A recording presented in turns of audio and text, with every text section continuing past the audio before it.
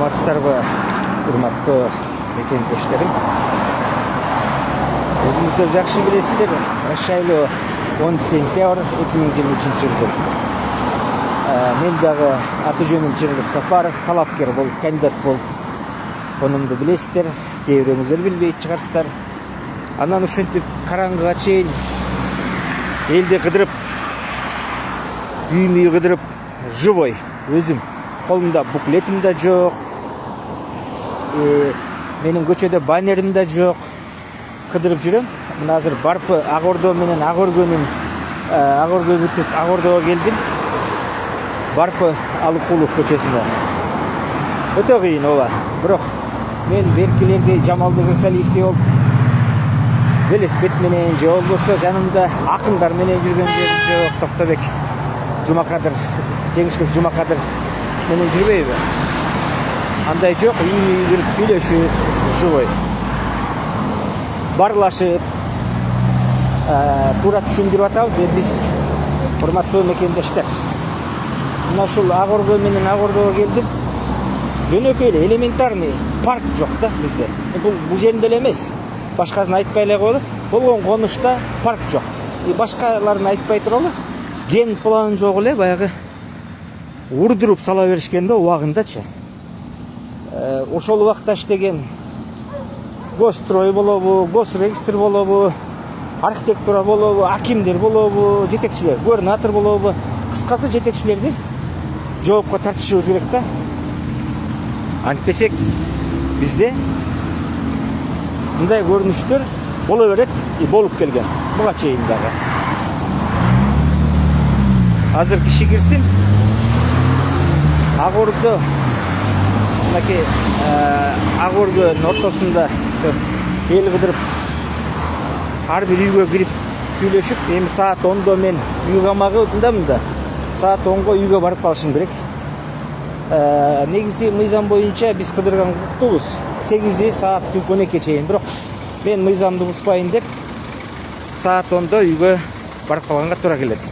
Мен болгону өлкөдөгү адилеттүүлүктү, чындыкты, калыстыкты сүйгөн, эки жүздүү эмес адамдарды айтар элем. Ушул шайлоодо жок дегенде жаңылбаңыздарчы. Баягы эле байманаттардын балдарына, баягы эле аким, губернатор, министр, депутаттын балдар кыздарын колдогонуңуздар бул туура эмес. Биз карапайым элдин ичине суурулуп чыгып аткандан кийин, урматтуу жердештер, бизди колдошуңуздар керек. Себеби сиздерге да жол ачылат. Сиздер дагы балдарыңыздар эмне үчүн депутат, эмне үчүн министр, эмне үчүн аким болгонго болбойт? Карапайым үй бүлөдөн чыккан жигиттер чыныгы депутат. Мына мен как раз Аксакалга келип калдым. Саламатсызбы Аксакал? Жакшысызбы? Түз эфир кылып аткам. Түз эфир кылып аткам.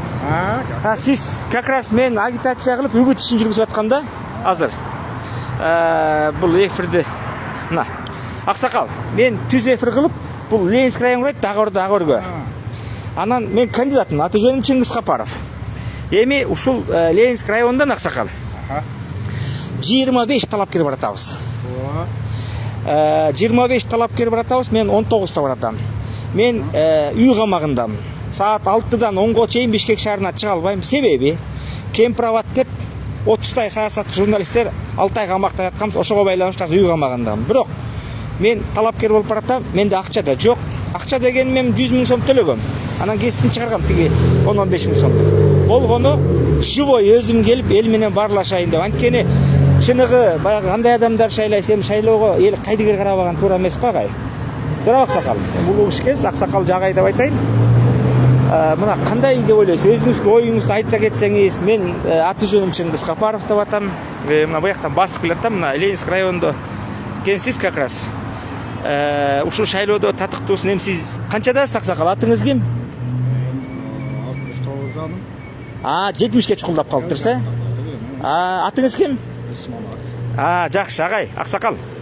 Эми биздин мамлекеттин, үй бүлөбүздүн куту бул сиздерсиңер. Төрүбүздүн көркү ата апалар, туурабы? Эми ушунда сиздер калыс болуп туура адамды шайлайт деген ойдомун Аксакал. Анан мен колуман келишинче, билимим жетишинче өзүм дагы соц тармактарда көп сүйлөп жүрөм. бир жылдары Роза Отунбаева менен Сооронбай Жээнбековдун колу тийбестик макамын алдырам деп тепчирип койгом. Азыр 200 миң турат андан. Куттосуулар болгон. Анан ушул шайлоого баратам. Анан карап турсам баягы эле байлар, баягы эле чиновниктин балдары кыздары баратат. Анан ушуга бир өзүңүздүн оюңузду айта кетсеңиз. Аты жөнүм Чыңгыз Капаров. Чыңгыз сенин коомдук иштерде аябай активдүү катышып өзүмдүн сөздөрүмдү угуп атам. Азыркы өсүп келаткан жаштардын алдыңкы лидерлерди мында чындык үчүн күрөшкөн жигит болду. Рахмат. Акыйкат эч убакта, чындык эч убакта сынбайт. Эми бул жашоодо агы да болот экен, кызылы да болот экен, карасы да болот экен. Буюрса бир Кудайым өзү колдоп берсе, бул сенсация болуп ушу 25 атасыбы ушунун ичинде эксклюзивный болуп өтүп кетишиңи мен өзүм жетип аткан, андан башка эми жаштар өздөрү колдоп барыш керек. Себеби дегенде жаштар келечек. Сиздер акыл насаат айтып турсаңыздар. Анан жаштар ушу айрыкча ушу жаштарга мен ушу эме кылат элем. Мындай бир өзүм сунушум айтат элем, мындай активдүү болушса келечек жаштардыкы болуп атат. Анан биз эми баягы өткөндө тарыхта жаңылыштык болбойсо болбойт. Жаңылышасың, анан кийин оңдойсуң, анан заман ошондо баягы өзүң жакшы нугунап чыгат да. Анан ошол оппозиция күчтүү болсо, мамлекет күчтүү болот. Туура. Ошолордун бири азыркы мезгилдеги бир мында күчтүү жигиттердин бири сен болуп турасың. Рахмат. Калган эми өткөндөрдү эчтеке кембагалчылыкты өйдө ыдыйларын айтыш сөз керек. Алар жаш жактарын алышыбыз керек. Туура. Баран азыркы саясатыбызда мисалы биздин лидерлер мына ажообуз иштеп атат. Булар да абдан жакшы аракеттер жасап атышат. Улардын жакшы жактарын алыш керек. Эми сени кимге теңей? Мындай карап көргөндө өзүмдүн оюм. Владимир Ленинге теңеп коем. Ой, рахмат. Ашык ийдиңиз го. Рахмат. Оппозицияда теяк уялып кетпеди мындайсыз. Сарсы эмеде түрмөгө түшкөн, теяк бияка түшкөн. Азыр билем алдын курорттун бир курорттун эмеси да мында түрмөгдө эле. Ошо Ленин түрмөдө чырак менен өзүнүн программасын жазган турабы даже? Ооба. Ленин деле айтканда, капитализмди чыгып аткан капитализм империализмди жакшы жактарын алалы деген, жакшы кадрларын үйрөнөлү деген, колдонолу деген, техникасын пайдаланалы деген. Аксакал. Силер эми мына өтүп аткан ажоолордун кетирген ашыктыларын, каталарын кетирбестен ушуларды түзөп, мындай ойлорун айткан жигиттерге аз эле болуп. Рахмат. Мага батаңыздар гана керек. Эми Кудайым ушу Аллахка сыйындырабыз. Ден соолук болсун. Сизди түз эфирде элдер көрүп атат. Сизге чын ден соолук. Рахмат. Дагы бир жолу чын ден соолук. Рахмат. Аксакал, өтө грамотный, билимдүү киши экениңиз көрүнүп турат. Туура. Саясий лидердин баары түрмөгө өтүп чыккан. Нельсон Манделадан башталып, Ленин, Сталин, революция болбойт да. Анан чыныгы күрөшмөйүнчө адам ийгиликке жетпейт экен. Туурабы? Анан мамлекетти мына баса майрамыбыз менен көчө 38 жыл болду.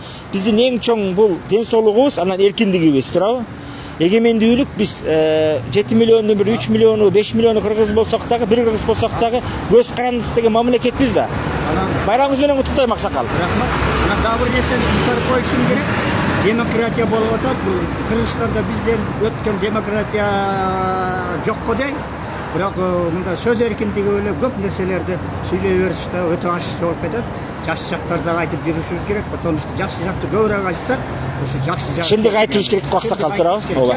Аксакал, мени колдойсузбу?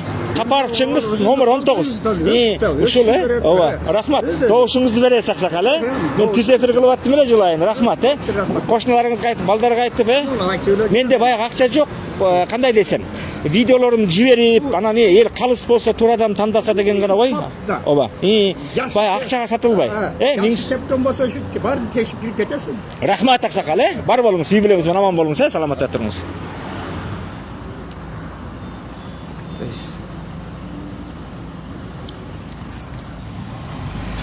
Көчөдө жөн эле басып баратып, азыр ошол мен ар бир үйгө кирип аткам, мен покойын деп, анткени кеч кирип кетпедиби. Анан алдыма чыгып калды бул Аксакал. Ыңгайсыз болуп калды өзү дагы, мен дагы. Анан суроо бердим, өзүңүздөр көрдүңүздөр, урматтуу мекендештерим. Баягы жылгаганман жылкычы болуп турмун деп кыргыздар бекер айтпайт. Анан ушул шайлоого бараткан себебибиз дагы Мен мурун да айткам, азыр да айтам. Эми жөн эле баратат да кээ бир көрдөн чыга калгансы беле өмүрүндө бир чындыкты айтып көрбөгөн адамдар баратат да. Өздөрүнүн иши, конечно, албетте. Бирок эми бир керектүү, эл керектүү мыйзамдар толтура, бирок жазыш керек, албетте, жогорку кеңешке барганда. Андан сырткары урматтуу мекендештер. Эми жогорку кеңешке барганда эми ал жер чай иче турган жер эмес да, туурабы? Ал жер ошо эл өкүлү болуп баргандан кийин элдин таламын талашып, бир чындыкты талап кылып, бийлик менен мындай бийликтен талап кылыш керек. Анан биз баягы барып алып эле мунчукпай кнопка басыш болгон туура эмес да. Бийлик жогорку кеңеште президенттен кийин жогорку кеңеш эң күчтүү орган да. Өкмөттү коколоп муутуп коюучу бул депутаттар. Бирок ага тилекке каршы жарабайт да. Парламентте жогорку кеңеште күчтүү депутаттар болсо, бийлик ошондо гана күчтүү болот. Андан сырткары кээ бир айтып атпайбы, мен силерге тигини салып берем, муну салып берем деп. Жок, алар өздөрү коркуп отурса кантип салып берет? Мен алар жагын жакшы билем. Жогорку кеңеште эми мындай жардамчы болуп иштеп жүргөндө, кийин президенттин иш башкармасында иштеп калганында депутаттарды эми эл деле билет, көрүп атасыздар, ошо 30 жылдан ашык 32 жыл болду. Кандай депутаттар бюджетти бөлдүрүп атканын, элдин таламын талашып атканын, Кудай буйрса аман эсен барып калсак, эми Кудайдын буйругу тиги өтөт болот деп эч ким айта албайт. Барып калсак албетте биз эл өкүл болуп, чыныгы эл өкүл болобуз да. Чыныгы. Анан көчө Жамалбек Ырсалиевдин колдоочулары жазыптыр. Мен ачык айтайын, каалаган 25 кандидат барбыз. Мен 20 менден башка 24 каалаган талапкер мага дебатка чыгам десе мен даярмын. Качпаймын. Эч кандай.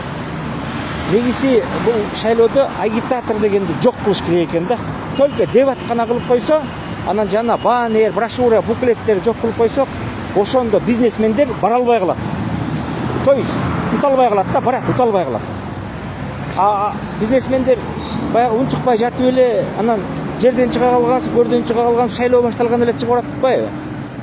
Чындыкты айтып талап кылып жүргөндөр булар жетпей калып атат да.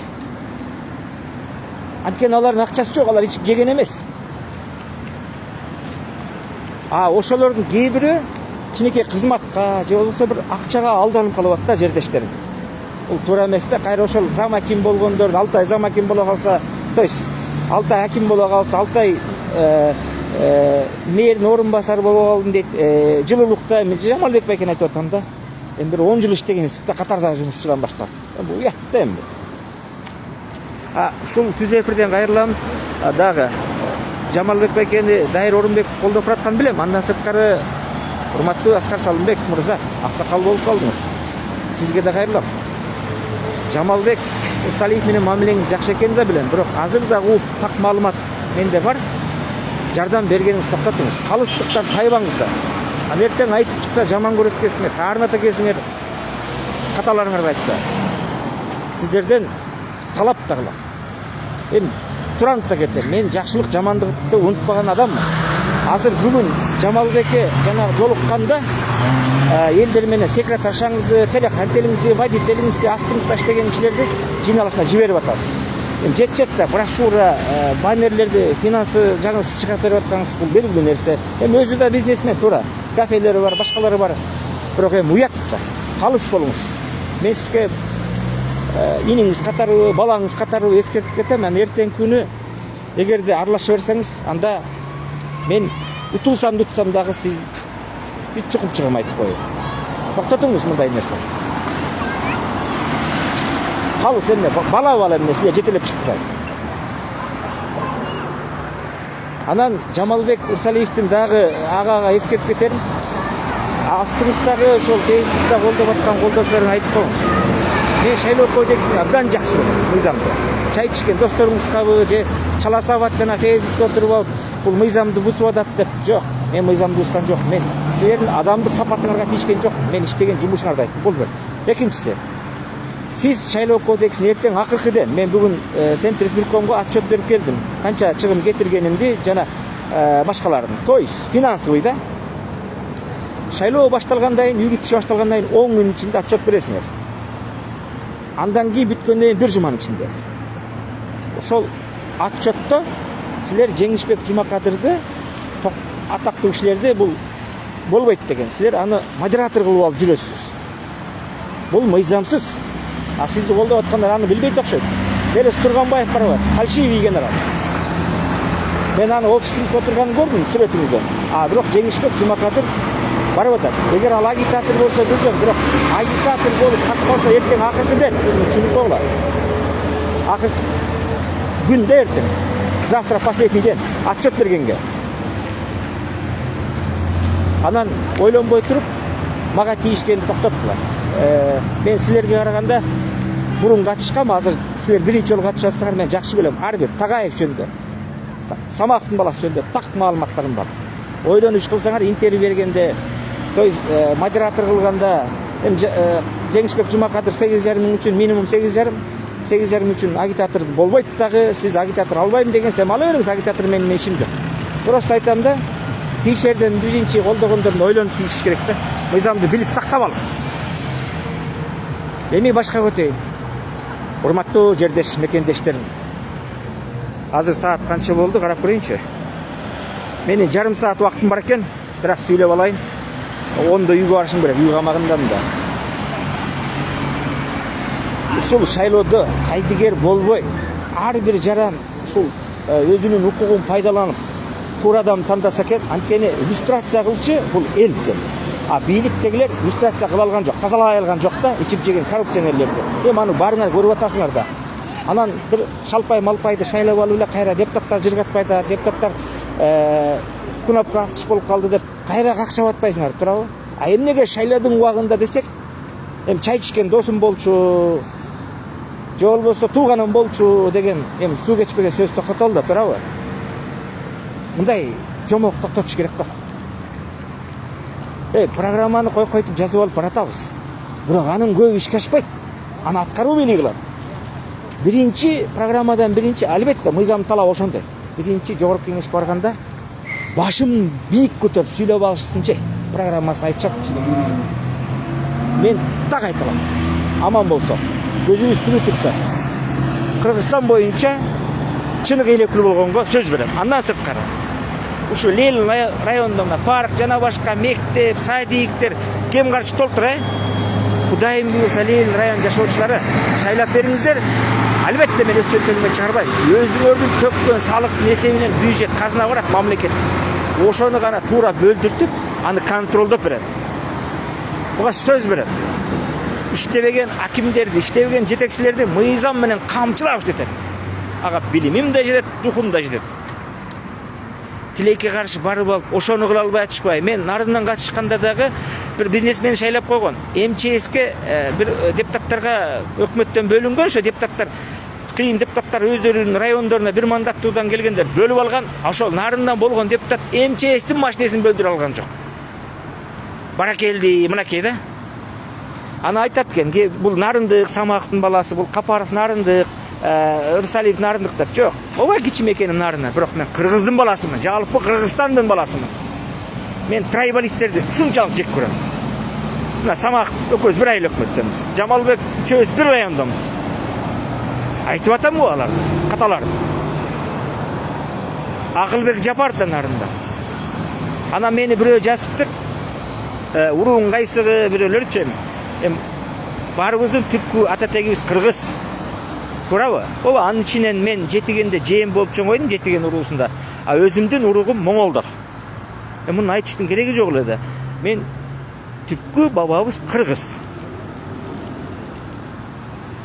Ооба, кичим экеним Нарында, Тайта Тайнем колунда, Нарын район Шора деген айылында чоңойгом. 8-март айыл өкмөтү болчу, Аккудо айыл өкмөтү. Өзүм түбүм Жамбулак деген айылда тайларында чоңойгом, жетиген уруусунда. А өзүм моңолдордомун. Эми мунун кереги жок. А түпкү бабабыз жети областык деген кыргызбыз. Эми уруулашып, туугандашып, достошуп колдогон бул акылсыздык туугандар. Суроо болсо берсеңиздер, ийгилик каалайм дейт. Чоң рахмат. Кандидат болуш өтө кыйын. Агитаторлорду жоюш керек экен, туугандар. Мына мен чөнтөгүмдө чай гана алып жүрөм, суу магазинде, дүкөндө сатылган. Ошону алып үймөй кыдырып жүргөм. Азыр бир 50-60 үйгө кирип чыктым, сүйлөшүп, Кудай буюрса баары жакшы. Кээ бирөө тааныгандар шайлайбыз. Аныс деле шайланып атканбыз дейт. Кээ бирөө тааныбайт экен. Эми жашы баргандай да. Рахмат, мен ушул бир аз болсо дагы оң кишиге болсо да таанылып калганыма, жаратканга миң мәртө ыраазымын, элиме ыраазымын. Акчасы бар. Мисалы үчүн Акылбек Жапаровдор ушул бийликтен түшүп калса, эл аралап баса албайт. Кызматы жок болуп, жөн эле басып көрсүнчү.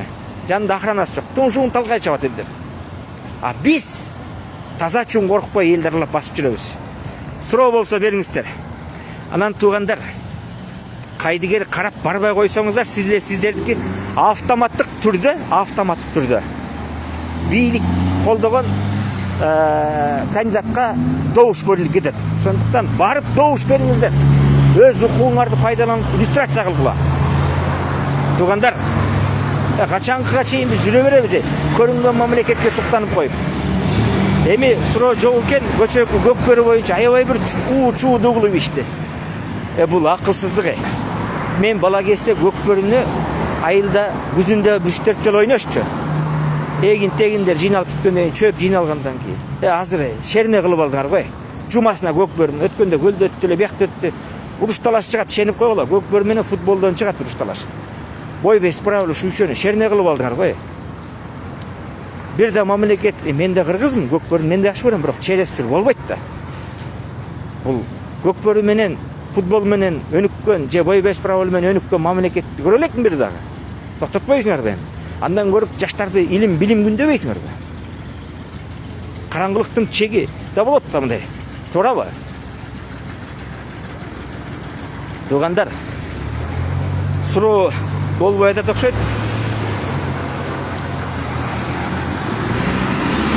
Менин болгонум ушул.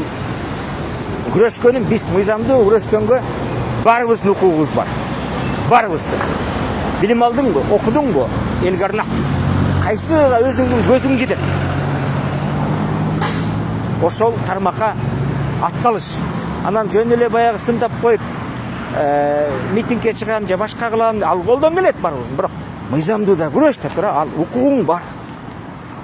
Анан мыйзамдуу күрөшсөң эле баягы өзүңдүн чай ичип жүргөн кээ бир досторум 1-2 жол чай ичип калсаң эле бүттү. Тигиндей мындай деп чыгат экен. Эми адам болгондо инчитарлыктын, мынчалыктын кереги жок, туугандар. Ушул байдын балдарына, кыздарына караганда булардын атасынан мурас болуп калды беле. Биз барсак жакшы го. Суроо бериңиздер. Көрүнбөй атат суроо. Мына мыйзамсыз канча деген адамдар камалып жатат. Мына Кемпирабадтан 11 калды. Биз алардын баары мыйзамсыз. Алардын үй бүлө бала бакырасы бар.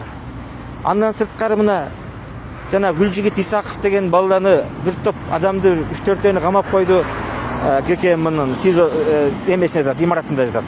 Үйүнөн алып барып камашты. Бунун баары мыйзамсыз. Эми сүйлөгөн үчүн камалабыз. Мунун баарын токтотуш керек. Ан үчүн жогорку кеңешке 10 эле депутат жетишет. Калганы илгертен эле балык болуп келген. 10 депутат барса, бийликти коколоп гана коет, мыйзам менен гана коколоп коет. Жибергилечи бизди, агытпачы ушул жака. Мындай камоолор токтотушубуз керек. Мына суу жок деп чыкты эле арча бешик селекциядан. Аларды алып барып камап койду. Ичкенге суу сураса дагы өзүбүздө суу туруп суу сурасак дагы болбойбу эмне? Бул эмне биз? Сөз эркиндиги өлдү.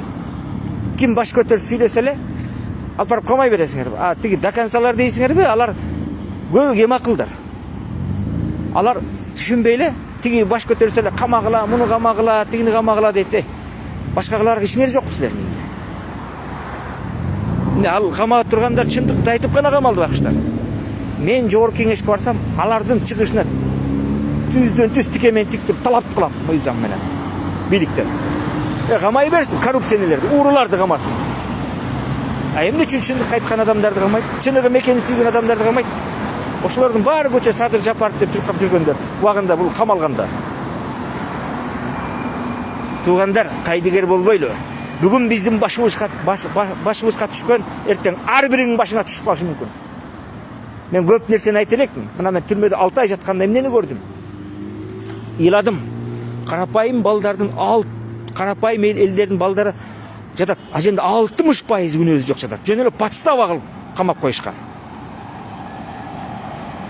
Журналисттер, саясатчылар акыры чыгат экен. Карапайым элдин балдары ким чыгат? Ким чыгарат? Үнү жетпей жүрөт. 10 миллиондай акча бөлүнөт экен. Айына эмес, күнүнө. Кантип эсептедиң?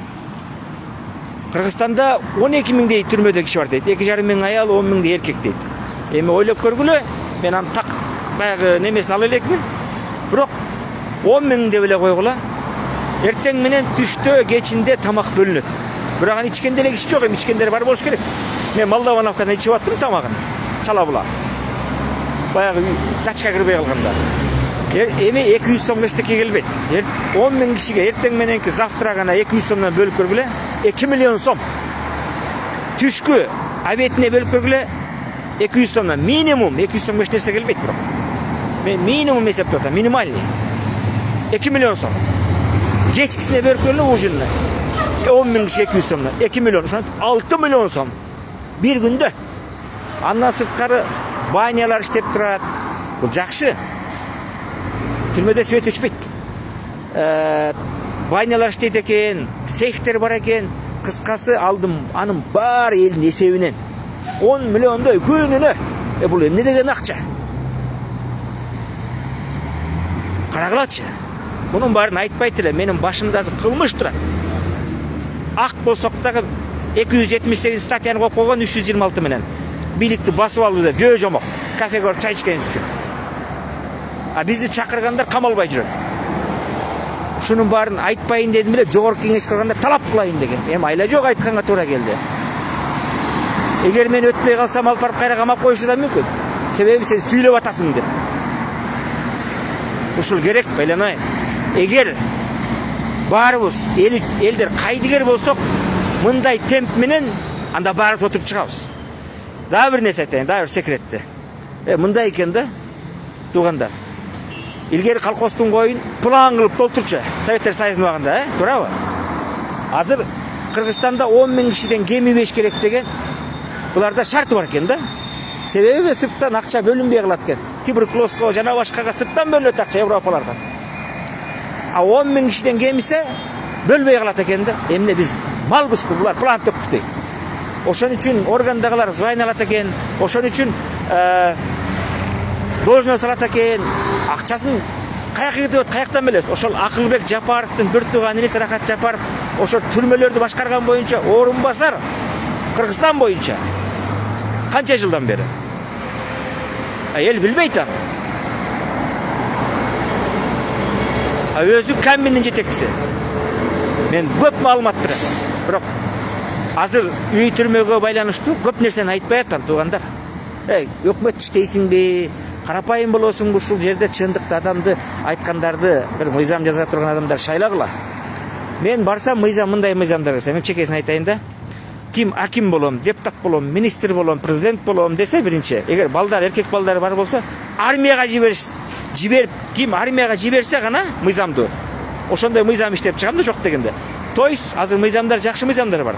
Аким, губернатор, айыл өкмөт, школ директору, министр, кыска жетекчилик кызматта иштейм дегендер депутат болуп, баш болуп. Армияга баласын жиберип гана жетекчилик кызматка барсын. Же болбосо армияга баласы барбаса, ал жетекчилик кызматка барбайт деген талап мыйзам жазып чыгам. Анткени чоңдордун балдары армияга барса, дедовщина болбойт. Алар жакшы карайт службаны, армияны. Карапайым элдин балдары армияда жүргөн үчүн ар кандай жаман нерселер болуп кетип атпайбы, туурабы? Көптөгөн нерсени айтканга болот, бирок азыр мен да туура түшүнгүлө үй камагына байланыштуу көп нерсени айта албай атам, туугандар. Чекесин айтып койдум. Дагы бир балекетке кылабыз. Эгерде ээн эркин үй камагы жок болгондо көп нерсени айтып бермекпиз. Суроо болсо берсе. Ким чайга чакырды эле, ошону айтпайсың деп. Кимди ким чайга чакырды? Так жазсаңыз. Карымшакова Дарика Калыковна дейт. Айтсаңыз. Бир экөөнүкү эле көрүнүп атат, суроо бергендер. Кайдыгер болбоңуздар.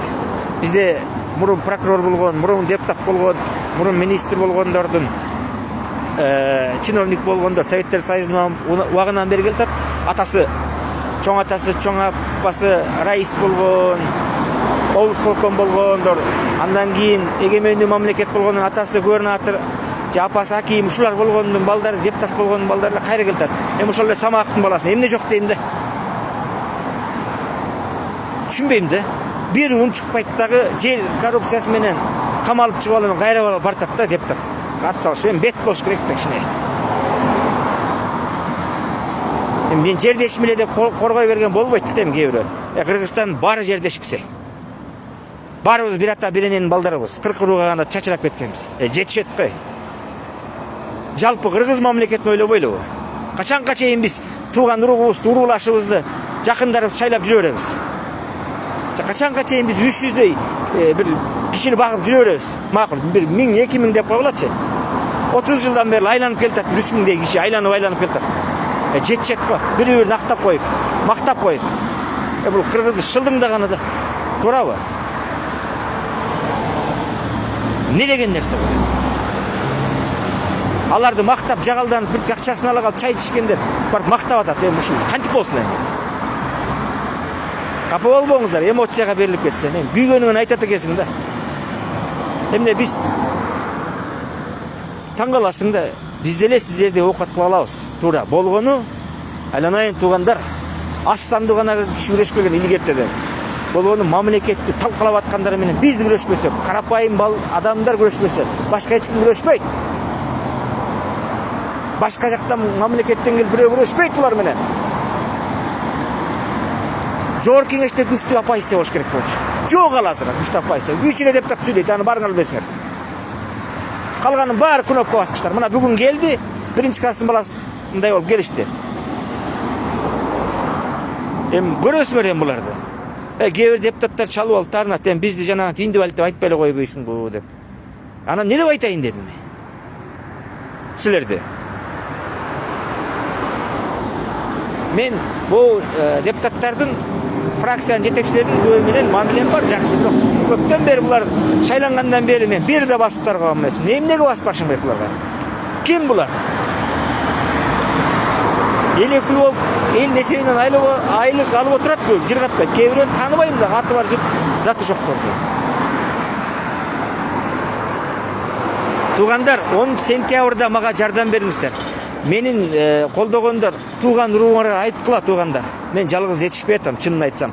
То есть менде финансы да жок болуп атат. Чындык бул.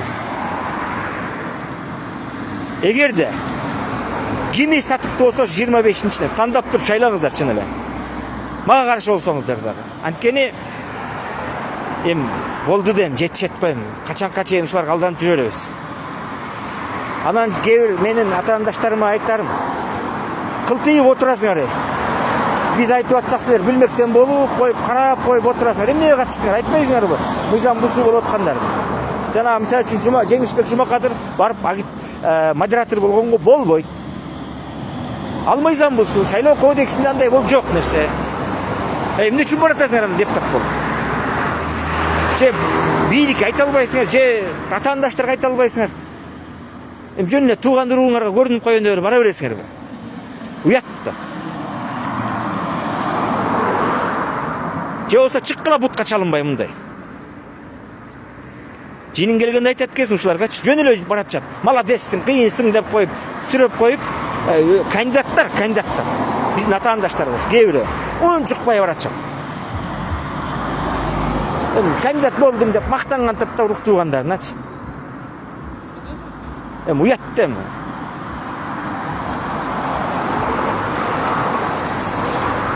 Мына мигранттарыбыз тентип жүрөт. Аларды биз Англияга жумушка орноштурдук, Германияга, Россияга, Казакстанга, Россияга камин жетекчи айткан эшелон кылып жүрөбүз деп. Мен мурунда айткам, адам экспорттоп калбадык. Башканы кой биз. Завод, фабрика жок, өндүрүш. Бизде өндүрүш болсо айткылачы, анда бул пансионатка окшогондорду бир алып калат элек да. Оңдоп түзө болот эле да 45 тонна алтын болсо. Туурабы? Адам экспорттоп калбадык. Адам алга күчкө толгон билими барлар сыртка чыгып кетет. Бул не деген нерсе? Бирөөнүн аялы биякта, бирөөнүн күйөөсү тиякта. Бир түгөй биякта да, кыскасы бирөө тиякта. Ушу кантип болсун кыйрат касып сырттан жумуш таап берип атасың да мактанасың. Баракелди. Албетте элчилерден Өмүрбек Чиркешев гана бир аз жакшы иштеп атат. Калган элчилердин дайыны барбы? $1000 айлык алат. Бул не деген нерсе? Сүрөткө түшүп эле блогер болгон өздөрүчү. Пиарщиктер да. Анан кээ бир журналисттер мактанып атат, КТРдегилер. Мен ачык айтайын, элтер, КТР мамлекеттик каналда иштегендер, силер өзүңөрдү журналист сезбей эле койгулачы. Себеби силер 32 жылдан бери калп айтып келатасыңар иштегендер. 80%-иңер кем акылсыңар. Сыртыңар жалтырак, ичиңер калтыраксыңар. Бүгүн көрдүк го бир үчүрчүнү журналистмин дегендерди. Көрдүк го эгемендүү мамлекет кайсы жыл, канча жыл болса бир ырчы жана журналист болгондо билбей 28 жыл бирөө тантырап атышат эми ошо. Антип болсо 38 жылды билбегендер. КТРде мен дебатка чыгам 5-не 8-не чейин экен. Эгерде уруксаат беришсе, ошол жерден айтам ачык буларга. Кагазга жазып алып суроо берет кандидаттарга тантырашып. Кожоюндер жазып берген суроону. Эмне үчүн мындай? Өлкөдө болуп жаткан чындык суроолорду бербейт. Анткени алар 200'lü adamlar иштейт аженде. Жетекчилеринен баштап 32 жылдан бери КТРге татык жетекчилик. Анткени маалыматты ошол улуттук канал, ошолор туура берсе, бизде 5 президент дагы мындай жаңылмак эмес мурунку. Алтынчы отурат. Ошол КТРде Кудайдан жөөөгө чыккан сырты жалтырак, ичи калтырак байдын экинчи сүйүктүүлөрү отурат. Бети башын баарын боёп алып диктор болmuş бол. Силерге караганда көчөдөгү блогерлер адам. Шуну түшүнбөйсүңөр. Алар чындыкты чагылдырып жүрөт. А силерчи берген кагаз берген нерсени окуп коюнан өзүңөрдүн шундук акылды өткөзүңөр. Мен айтам азыр. Элтерде, КТРде, улуттук каналда жана 7 областта иштеген журналисттердин 80%-ыңар Кудайдан жөөөгө чыккансыңар. Баягы Камиль жетекчи айткандай, силер Кудайдан жөөөгө чыккан эмессиңер. Өзүңөр акыл ойлоп койгулачы. 200'lü кошоматчы эпте өзүңөр жаныңар баккан бир байкушсуңар. Андай болбойт. Эгерде мен барып калсам бийликке, биринчилерди иллюстрация кылам. Маалыматтык жагын туура бербеген үчүн. Чек арасы жок мамлекет эмес. Армиясы жок мамлекет эмес. Жана маалыматты туура бербеген, маалыматы жок мамлекет эмес. КТРди жоюш керек. Миллиондогон сом эл несебинен бөлүнөт, айлык алат алар. А башка частный каналдар мен айта албайм, анткени алар бирөөнүн жеке менчик каналдар. Мамлекет каналдар калп айтып келет 38 жылдан бери. Анан өздөрүн акылды ойлойт. Бул туура эмес да. Жаман көрсө, шайлабаса шайлабай эле койсун. Бирок акыры айтышыбыз керек да буларды, туурабы? Кенедей бир нерсе кылса бийлик 1-2 ай көргөзөт. Андай болсо жана канча деген адам күйүп атат, ошолорду айтпайбы бар? Айта албайт туугандар.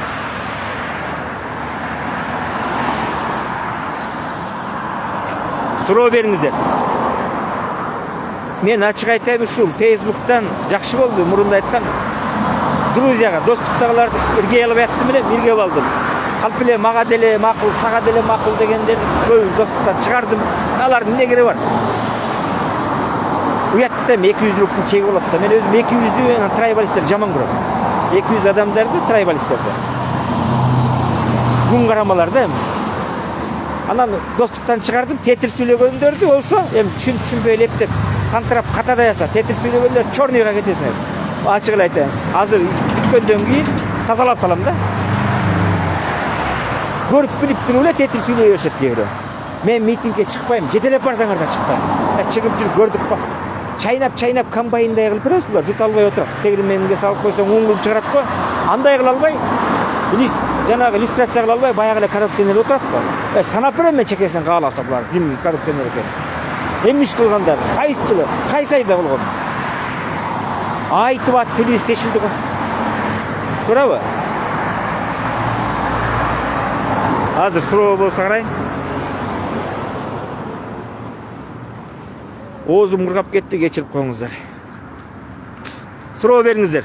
Өзүм эле сүйлөй бербей, ичине суроо жооп кылайын туугандар, Кыскасы кызматтын кулу болбойлучу. Бирок-каттын кулу болбойчу. Кулу болбойлучу. Баарыбыз өтөбүз дүйнөдөн. Баарыбыз өтөбүз. Биз эмес пайгамбарлар дагы, дүйнөнү титиреткен хандар да өткөн. А биз кимбиз? Айткылачы, туугандар. Биз кимбиз? Биз адамбыз. 10 күн жашайсыңбы, 100 жыл жашайсың, бар өтөсүң дүйнөдө. Баары өтөсүң бир күн. Бирок тарыхта кандай из калтырып кетесиң? Ит сыяктуу жашаппа. Мен доконсаларга айтарым, силер жанагы кожоюнун көрүп алып үйрө берген, үйүн кайтарабыз деп кожоюнуна бирөө тийишип койсо, келип койсо үйрө берген ит сыяктысыңар да. Урматтуу Садыр Нуркожоевич, кошомат кошкон адамдар коркунучтуу, чындыкты айткандарга караганда. Аны сиз да билесиз. Ошондуктан чындыкты айткан адамдарды тескерисинче сүйлөшүп келишимге келишиңиз керек. Көчөгүнү Көкбөрүдө көрдүңүз го? Эл дүрбүсө жаман экен. Эл көтөрүлсө. Туура тентек кылыштыр. Мен Көкбөрүнү азыр токтотуп калайын мындай жума сайын өткөргөнүңөрдү. Ал эми шерин эмес да силерге, туурабы? Балдардан да көрүп билим күндөбөйсүңөр. Мына ортадан 50% да болбой калды быйыл. Баары сендей болсо. Рахмат. Канем Кыргыздын жигиттери баары сендей болсо, рахмат. Мен ар бириңиздердин балдарыңыздар адилеттүүлүктү, чындыкты сүйгөн, билимдүү, акылдуу, кыргыз үчүн күйгөн уул кыздар болушун жараткандан тилеймин. Ар бириңиздердин кыргыз деп жүрөгү сөккөн, кыргыз мамлекет үчүн жанын бере турган, өздөрүнүн канын азык кылып, алтын башын элибиз үчүн казык кыла турган балдардан болсун дейм. Азыркы акыныңдагы, куудулуңдагы бай манаптарды колдогон арзымат болуп кетти го. Керимбай болуштун жанындагы арзыматтардан айырмасы жок. Сүйлөсө ырдаса башканы ырдайт. Шайлоого келгенде ошол замаким же аким болгондорду колдоп жүрөт. Арзымат дегенде булар ким дейсиң мына?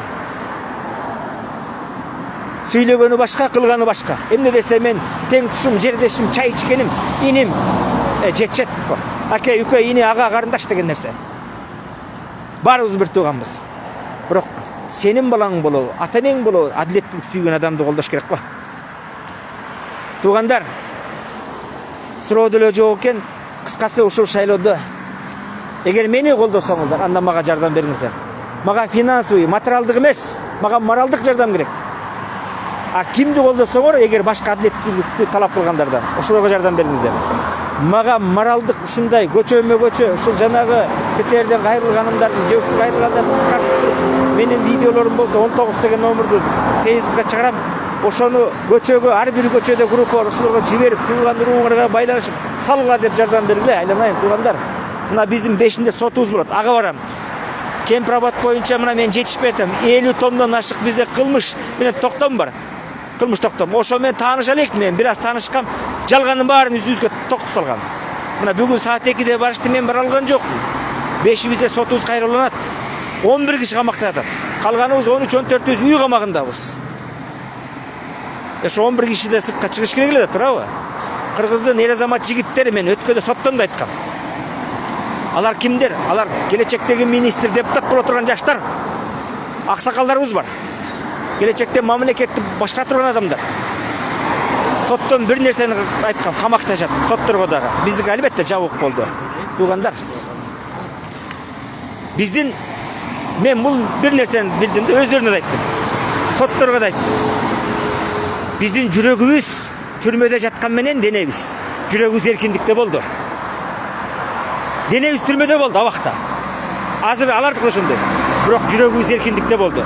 А соттордун, ошол бизди камагандардын, прокуроруң, опериң баш болуп, тергөөчүлөрүң, алардын денеси сыртта жүргөн менен жүрөгү камакта экен.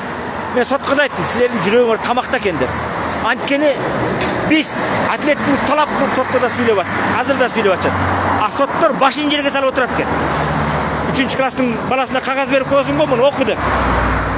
Тияктан прокуратурасынан, ККМБсынан арттан карап турушат окшойт. Жөн эле окуп берип коет экен, башка эчтеке кылбайт экен. Мен таң калдым, кээ бир сотторго айттым, мен 100 миңден ашык айлык аласыңар, ал элдин эсебинен кабинетиңер бар, секретаршыңар бар. Мына адилеттүү болбойсуңарбы деп. Башын жерге салат. Ошондо айттым чыдабай. Биздин жүрөгүбүз эркиндикте, денебиз камакта. А силердин денеңер сыртта болгон менен жүрөгүңөр камакта экен. Өйдө жакта карап отурасыңар деп. Туура да коркот. Сот бул системаны кыскасы жок кылыш керек экен да. Анткени сотторду башканы эл шайлай турганда же башка жагын ойлоп чыкпасак, бийлик шайлай берсе булардын эчтеке адилеттүү боло албайт. Эч качан. Туугандар ушундай. Суроо болсо бериңиздер. Саат канча болду карап көрөйүн. Мына үйгө да баратам эми. Азыр мен шайлоого чыккандан кийин түнүгүнө кыдырганга да укугум бар. Сиздерди менен сүйлөшкүм келди. Баса кечирип коюңуздар, эртең саат 11-де Фуч паркында биз эл менен жолугабыз. Кандидаттын баары болуш керек, менимче. Сент-Петербургдун Ленин району боюнчалар уюштуруп атат. Канча киши келет билбейм, ошол жака келип кандидаттардын программасын уксаңыздар болот, туугандар. Мен барам, башкасын билбейм, кимис барат, кимис барбайт билбейм. Мен бүгүн ошол Сент-Петербургдун борбордук шайлоо комиссиясындагылар менен сүйлөштүм, Ленин району боюнча. Эртең саат 11-ден 3-кө чейин кааласаңыздар келсеңиздер болот. Фуч паркында дейт. Бул Фуч паркын карасаңыздар интернеттен билбегендер чыгат болуш керек. Ошол жака келиңиздер, туугандар. Анан кандидаттарга так суроо жооп берип, ошол жерден суроо берип жообун алсаңыздар болот. Мен да барам, Кудай буйрса. Туугандар, суроо бериңиздер. Рахмат. Каалоо тилектериңизге баарыңыздарга рахмат. Элимде тынччылык болсун, жамандык болбосун, жакшылыктар гана болсун, өнүгүүсү болсун. Элим чындыкты, адилеттүүлүктү сүйгөн. Жүрөгү Манас бабабыздыкындай. Акылы Бакай бабабыздыкындай болсун. Балбандыгы Кошой бабабыздыкындай болсун. Аталарыбыздыкындай. Мамлекетти сүйгөн, мекенди сүйгөн, жерди сүйгөн. Уул кыздардан болсун. Албетте мен де күнүм. Жарымыз Арапты турап кеттик, жарымыз Европаны турап кеттик. Жарымыз Россияны жетишет го. Биз кыргызды сүйбөйлүбү? Биз тилибизди, дилибизди, үрп-адат, каада салтыбызды сүйөлү. Албетте ар бир мамлекеттин жакшы жагын алган жакшы. Биз халайындык чыгарбай туруп эле баарын сындай беребиз го. Ар бир мамлекеттин, ар бир элдин жакшы жагын алалы, бирок жаман жагын албайлы да. Кээ бир айтат, силер сүйлөй бересиңер, сүйлөп тургандар иш керек чындыкты. Баарыбыз кошоматчы болуп алсак өнүкпөйбүз. Алдыга жылбайбыз. Туугандар, киргизгечи жогорку кеңешке. Мени Чыңгыз Капаровду, номер 19-ду. Өткөндө айттым эле, булар кулуну болсо мен кыргыздын тулпарымын деп, атымын деп. Атем тулпар болот да, тура. Кыргызда ак сөз бар. Султан сөөгүн кордотпойт, тулпар сөөгүн ордотпойт деп. Ансагандай азыр табыбыз. Ордоткон жокпуз. Силер саяпкерсиңер элим. Саяпкери жарашса тулпар чуркабай не болуптур дейт. Бергиле аманатты бизге. Мандатты. Аманат ошол мандатыңар. Бергиле. Анан жогорку кеңеште талаш тартышканды, мыйзам жазганды ошондо көрөсүздөр. 2,5 жыл калды өзүнө делечи. 2,5 жылдан кайра элге келебиз. Ошол 2,5 жылда мына 2,5 жыл бүтүп калбады. Ошондо кайра келгенде элдин жүзүн кырагындай келебиз, Кудай буйрса. Булардын 2,5 жыл бүтүп калды. Чын. Анан кээ бирөө мага чалат. Үрсалиевден, же болбосо өткөндө Үрсалиевден бирөө чалды, мурда айлык бүт болгон, атын атап айла коюн. Нарына чогуу атандаш болгонбуз. Бир жолу эле жолугуп койгонбуз. Анан бирөө чалыптыр Тагай Урсулановдон. Тагайбек Урсулановдон. Мен бир жолу чай ичип койсоң эле, мен муну тааныйм, анан токтот Чыңгыз, силер кимсиңер? Биз президенттер менен көрүшүп жүрөбүз. Азыркысы менен да, мурункусы менен да. Силер кимсиңер? Бир кошомат кошкон байкуштуңар да. Бир чай ичип койсок эле чала бересиңер жөн эле. Силер бизди тыйгыдай кимсиңер? Айткачы. Мына угасыңар, көрөсүңөр. Уялбайсыңарбы? Аялың деле эркегиң деле чала берет экенсиңер. Кичине бет болуш керек да, тура. Анан бир-эки жол чай ичип койсоң эле, как будто койнуңда яткансып калып айтышат да, мен буну тааныйм, бул мындай тигиндей деп. Кудайды карабайсыңар. Мен азыр да айтам, бирөөнө бир тиын карызым жок. Албетте майда чүйдө 1-5 миң карыз болосуң, аласың, бересиң, андай болот. Бирок силерди кредитим да, башкам да жок, Кудай сактасын. Кыргыз элиме карызмын. Жараткандын алдында карызмын. Раматылык ата-энемдин алдында карызмын. Суроо бериңиздер. Мени колдойсуздарбы? Номер 19. Жардам бериңиздер. 8 күнү саат 12-де токтойт. Агитация, үгүт иштери. Анан сен мага жакпайсың дейт кээ бирөө. Эмне мен жаккыдай кыз билем силерге. турмушка чыга турган кыз белем силерге. Мындай сүйлөгөндө да байкап сүйлөшүп кетип турабы? Мен адамдардын жеке жашоосуна тиешем да жок, чынын айтсам. Канча күйгө тиет, канча аял алат, ким менен жүрөт, мен ишим да жок. Мен иштеген ишин гана айталам. А жеке адамдын жашоосуна асылган адамдар булар жеткен деңгээли төмөн адамдар. Жеке жашоодо баарыбызда проблема бар. Туурабы? Андайга мен тийишпейм. Эч качан. Жеке жашоого тийишкен адамдардын деңгээли өтө төмөн деп эсептей берем. Мен андайды жаман көрөм. Колдоңуздар, башка кандидаттардан дагы сүйлөшүп атам, бир экөө менен жол бошотом деген саат Кудай буйрса. Эми билбейм, бирок айтты бирөөсү. Чыңгыз, эми 100 000 сом төлөгөн да. Залог. Ана мен 100 000 сом деп 100 000 сом бере албайм мен чын эле. Шартым да жок аны бергенге. Ошондуктан айтарым ал байкелерге, эми баары жетпейт экенсиз. Баары 100 000 сом күйүп кетет. Андан көрүп мага берип эрдик кылыңыз, колдоп чыгыңыз. Күрөшөлү дем, жөн эле туугандарга мактаныш үчүн мен кандидат болдум деп бараткан туура эмес го. Уят го. 70ке чыгып калдыңар эми, 60тан өттүңөр эми бергиле да. Мен аксакалдарга айтарым 70тегиге. Силер үчүн мен 39дам. Силер 70тесиңер. Отунду алып келип койсо жаргыла деп. Сиз жарбайсыздар, мен жарам да, туурабы? Жаныңыз экөөбүз турсак, 70теги мисалы үчүн Токо Мамыт экөөбүздү коюп койсо, бизде үрүп атат каада салттардагы негизи эле аксакалга жардырбайсыңдар, туурабы? Биз жарабыз отунду. Анан эми шайлоого келгенде эле чыга алат кезиңер, уят да. Бергиле иштей турган бизбиз. Бая жаш кез ишке тойбойт, ашка тойбойт дегендей иштеп көрбөдүңөр, эми бизге бергиле да, уят. Иштебеген эмнеңер калды силердин? Кызматыңар калган жокко. Мына бүт бар Европада, Америкада, Европа мамлекеттерде, андан сырткы Америкада окушат балдар кыздарыңар. Кичине уялга да. Элим, колуңардан келсе бизге моралдык жардам бергиле. Эми кечинде үйүнө кире албайт экенсиң адамдар, моралдык жардам бериңиздер.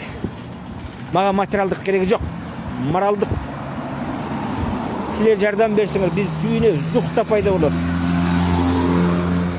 Жана чарчап келип кыдырып жүрүп бираз үйгө кичине салып, кайра кыдыргам. Азыр мына Инстаграмдан сүйлөйм барып, жарым саат эс алып алып. Инстаграмга деле чыкчы эмесмин, айла жок сүйлөп кеткесин. Барып сүйлөйм. Кыскача гана аяктан. Менин номерим 19. Шайлоо 10 сентябрь. Ага Ак Ордо кирет жарымы. Ак Өргө кирет бардыгы. Арча Бешик, Шампан комбинаты, Кызыл Аскер, Дордой Моторс капиталы. Алато, Ош базардын бияк капиталы ошо. Кызыл Аскер, Дордой Моторс жагы. Жал, Арча Бешик дедим, рабочий городок. Өзүңүздөр билесиздер. Ошол жакта тааныштарыңыз болсо, пропискасы болсо, кимди колдосоңуздар, кимге ишениңиздер, ошону колдоп жардам бериңиздер. Кайдыгер болбогула. Мен атсалышып аттырмбы? Булар атсалышып атат дебей. Барыңыздар. Тикеңиздерден тик туруп жардам бериңиздер. Мугалимсизби, врачсызбы, кыскасы өкмөттө иштейсиздерби, же карапайымсыздарбы, баарыбыз жапа-тырмак күрөшөлү. Бизге жүктөп коюп карап отурганда туура эмес, туугандар. Ооба менин кээ бир досторум ичи тарып отурат, өздөрү бара албайт, жөн эле кур эле сындай берет. Мен Сооронбай Шарипович менен Отунбаева кол чогултканда, бүгүнкү активист болуп аткандар, бүгүнкү сындап аткандар. Калп эле мага жана Эрболдор сындап атпай токтогулуктар. Келип бир кол коюп бергенге жараган эмес. Мен ага 4,5 миллион доллар кетирдим. Бир бланка 5 сомдон билесиздерби? Ана бүгүн сындап атышпай калп эле отуруп алып. Андай активист болсо ичин тартпай келип кол коюп бербейм, менде 200 000 турат. Менин ичим күйгөнү бирөө 300 000 пенсия алат, Сооронбай Шарипович. Бирөө 200 000 пенсия алат, Отунбаева. Андан сырткары 3 миллион сомдой мамлекеттин эсебинен, элдин эсебинен айына бөлүнөт. Bir жылда 30 миллион сомдой. Биздин аталарыбыз, энелерибиз мектепте иштеп жүрүп, же врач болуп жүрүп, же дыйкан болуп жүрүп, өмүр бою кара жумушта иштеп жүрүп, 2,5 миң сом менен пенсияга чыккан. Азыр 5 миң сом алат. Мейли 10 миң сом. А буларга министр, аким, губернатор болчогон акчаны берип, кабинетти берип, секретаршасын, водителин болгон жагын түстөп берип, анан кызматтан кеткен карыгандан кийин силер 300 миңдей пенсия берип атпайсыңарбы? 100 миңдей. Бул туура эмес да. Генералдар бар. Фальшивый генералдар. Профессор, академиктер бар. Мунун баарын жокко чыгарышыбыз керек да, туурабы? Мына ошондо кол топтогондо бирөө келип кол койгон эмес. Активистмин деген сөрөйлөр. Иш менен көргөзбөйбү? Анан бүгүн айтчат. Сооронбай менен Жээнбек тиги Отунбаеваныкын унутуп калыптырбы деп. Турат менде колдогон эч ким жок болсо, карапайым элдер келип аттак аксакалдар. Бирок алар колдогон жок да, туурабы? Анан мага нарын атпашсап өткөрбөй бут тосуп койду. Күрөшө берем, мыйзамды күрөшө берем. Өмүрүм өткөнчө. Эл тараза эл сынчы. Кудай баарын карап турат. Ооба, менин да жаман жагым бар. Баарыбыздын. Бирок баарыбыз эле жип кетишкендей таптаса эмеспиз. Анан не десе тиги кандидаттар бул жакшы адам колдойм, бул жаман адам. Баарыбыз жакшы адамбыз. Энеден туулганда баарыбыз жакшы адам болуп тура элебиз. Жакшы жаман эмес. Шайтан аз кылышы мүмкүн, жаз кылышы мүмкүн. Анан жакшы адамды колдойм деген болбош керек. Иштей турган адамды колдош керек. Талаша турган. Мен мактанбайын, кирсек Кудай күбө. Мен өзүм армияда да тынч отура алчу эмесмин. Студент кезде дагы мугалимдер качып турчу. Эсимде окуп жүргөн кезде 4 коем деди. 3-4 бала жакшы окучубуз. Бир кыз 3 эркек. Анан студент кезимде бизге экзамен киргизбей мага 4 коем деди. Мен чырдадым ошол үчөөнө. Башкасын экзамен киргизип атат, акчасын алып атат окшойт. Мен 5 алам. Болбосо кетпейм деди. Жетекчиге арыз жазам деди.